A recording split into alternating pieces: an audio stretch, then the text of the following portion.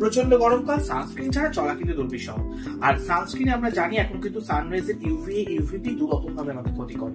UVB যেমন আমাদের suntan ফেলে দেয়, ইউভিএ কিন্তু আমাদের সান অ্যালার্জি করতে সাহায্য করে, তার সঙ্গে ফটো এজিং আনতে সাহায্য করে, ডিএনএ ড্যামেজ করে দেয়। স্কিন ডাইনামিক্স এখন 4টে সানস্ক্রিন আছে যেটা ইউভিএ ইউভিবি দুটোকে সুন্দরভাবে ক্যাটার করে। প্রথমেই যেটা দেখাবো বেস ডে ক্রিম SPF 15 মানে 15, এটা বডি সানস্ক্রিন হিসেবে ভীষণ ভালো সবার জন্য। তারপরে যাদের অয়েল টু কম্বিনেশন স্কিন, একটা পিম্পল হওয়ার চান্স রয়েছে, তারা SPF 40 ইউজ করবে। এটা কিন্তু পিম্পল গুলোকে রৌদ্রে বাড়িয়ে দেবে না এবং তার সাথে পিম্পল দাগ গুলো কমাতে সাহায্য করবে।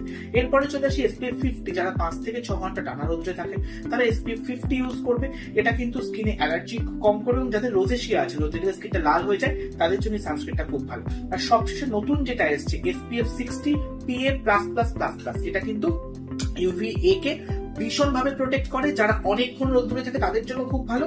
কিন্তু এটা স্কিনকে হাইড্রেট রাখবে, কেন জানেন তো? এর মধ্যে হায়ালুরনিক অ্যাসিড আছে।